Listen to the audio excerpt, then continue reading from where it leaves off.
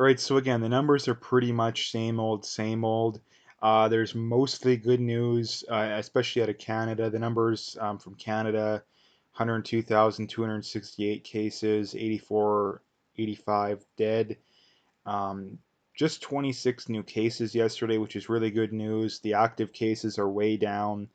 The hospitalization numbers are up by one, but again, the numbers are still very steady there. Nothing to worry about.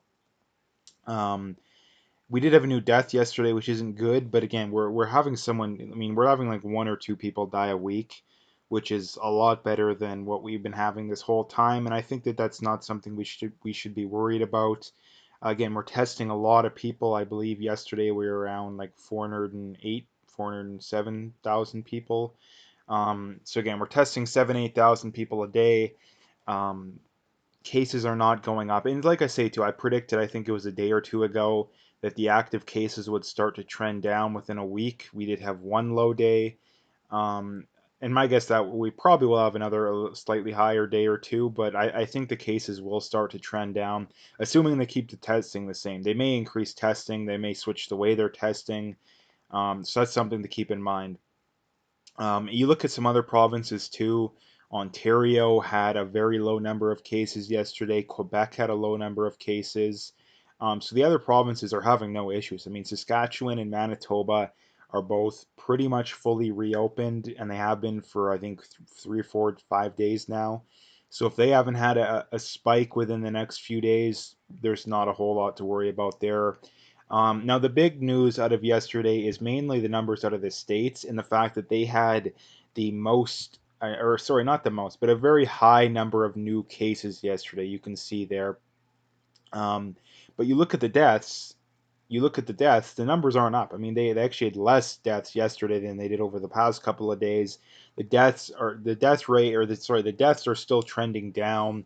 And I guess just getting right into it, Trump put out a tweet yesterday saying the deaths are way down. Mortality rate is one of the lowest in the world. I don't know how true that is, but and that's the other problem too is there's no way of knowing the exact mortality rate. But nonetheless, our economy is roaring back and will not be shut down. I don't believe the economy is roaring back, but I do like that he's saying it's not going to be shut down, or at least he's supporting that. I don't know exactly. I don't think he has as much power as the governors do, but nonetheless, embers or flare-ups will be put out as necessary. Now, again, that's a very good way of putting it too. And this is again exactly why I cannot stand people that, especially, I mean, people on the left are going to do it regardless, but people who are more centrist, more on the right, or I would say not on the left, who give Trump a hard time. Like again, like I don't have words for you guys. Like I really don't have words now. Am I fully on board the Trump train? Like, no. Would I vote for him? Probably just barely. I think he's just barely good enough to vote for. I think he's an example of a conservative that's just barely good enough to vote for. Um, just for the simple reason too that he's very very anti communist. He's very, very anti all these stupid BS climate change initiatives and all that garbage. He did do a pretty good job with the economy, at least compared to Justin Trudeau. Compared to an ideal standard, he didn't do that good of a job. But compared to Canada, and that's the one thing too, is that as a Canadian, we have Justin Trudeau. Like he is one of the worst, at least of the first world countries. Got to be one of the worst, if not the worst leaders. And that is not a biased statement by any shape of the means, too. Like, pretty much everybody who I've ever talked to, I mean, even people I know who don't vote. Like, I know people who stringently do not vote. I know at least a handful of people I know just off the top of my head who haven't and never even voted in their life because they hate both sides. But every one of them has said, yeah, Justin Trudeau is the worst prime minister that I can remember, and some of them are like in their 40s and 50s. So and that's pretty hard to argue with too. I mean, the fact that all he seems to be worried about is climate change and the UN and his socks and all that garbage that doesn't really matter. Like it doesn't. And this is the thing too with Trump is that someone like Tim Pool talks about all the time is that is Trump a little bit like he always says it too. Like yeah, Trump can be arrogant sometimes, but he works for you. Like he's the kind of guy that the kind of boss that's kind of mean to you, but he makes you more money than any, he gives you pay raises, all that kind of stuff. Like there comes a point to where, and Justin Trudeau isn't likable either, too. Like, he is one of the most dislikable people you can possibly imagine. And the thing too is that Justin Trudeau seems to really care what at least people who agree with him politically think of him. Trump could not care less about what people think about him, regardless of what side of the spectrum you're on, especially if you're on the other side. But that's the thing too, is that this is, again, I think the main point here being too is that this is why um, Canadians and Americans should support Trump. Should support Trump for the simple reason that he has the ability to speak the truth on this topic. Justin Trudeau will never tweet something like this. Never in a million years. Never in a million years would he tweet something like this. I would bet every dollar I have that Justin Trudeau would not tweet something like this. We could have the cases in Canada could it wouldn't happen, but let's just say for sake of argument, the cases in Canada could double overnight, but we could have not one person die. Like in the next week in Canada, we could go from 100,000 to 200,000 cases within the next week, and during that time, not one person dies. Justin Trudeau would not talk about that. He would talk about, oh, we're having so many new cases and we need to be so worried and we need to re-lock down and wear masks and get a vaccine, all that garbage he would bring up.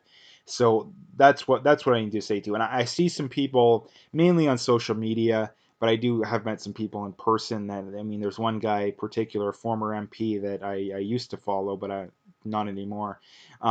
Who's like full on Trump derangement syndrome. I mean, he understands that Trudeau is garbage, but full on Trump derangement syndrome. And that, I mean, you do realize that Trump is better than probably any conservative leader we've had in a long time, and he's better than probably any of the candidates. Maybe not Sloan. Possibly what's the girl's name? I forget her name, but she has some things I really don't like, some things I do like. So nonetheless, we'll figure that out. But the main point being is that, yeah, people should be supporting Trump on this. Like I tend to not be a big fan of either political side, especially the left. But when someone is right about something, I have the balls to admit it. Now, speaking of Trudeau, I do commend him for finally criticizing China. It was too little, too late, but I do commend him for criticizing China and for not backing down on that. But like I say too, it's far too little, too late at this point. But at the very least, he did it. So for once, yeah, Trudeau did something that was good, but it was should have been done months ago. So anyway, um, this is from John Oliver. Sorry, no, this isn't from John Oliver. I just wanted to talk about this whole thing with statues and them being torn down and all this stuff. So Trump's predicted in 2017 that the removal of these statues would happen, or people would want to take them down. And as usual, John Oliver and the crazy lefties criticized him, and were laughing at him, mocking at him, all that stuff. And sure enough, it happens, or at the very least, people are trying to do it. So, and this is the problem too, that it's very predictable. And why I wanted to talk about this is that I think Trump is a relatively smart guy. In fact, I would say in some ways a very smart guy. Um, and it doesn't take a genius to figure this out too. The left always starts out. It's the same thing with social media censorship. It's the same thing with politics. They always start out with, "Oh, we're just gonna remove the really bad people. We're just gonna cancel the really crazy people." And then when they do that, it's, "Oh, we're gonna go a little further. We just got to cancel this person. We got to cancel that person." And now we're at the point to where they're literally removing statues of people who fought against the Confederacy. They're removing statues of Winston Churchill, who fought against the Nazis. He was one of the most influential people when it came to defeating the Nazis. So again, they're not going to stop with the terrible people. Like, I know most of the people watching this probably understand that, but they're not going to stop with just the worst of the worst.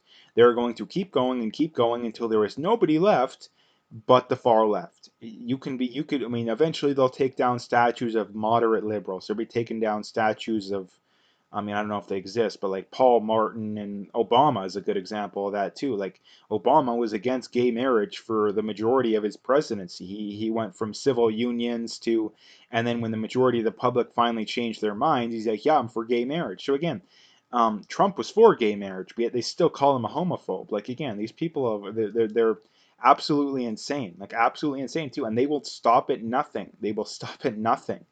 Um, so now is the time to stand up.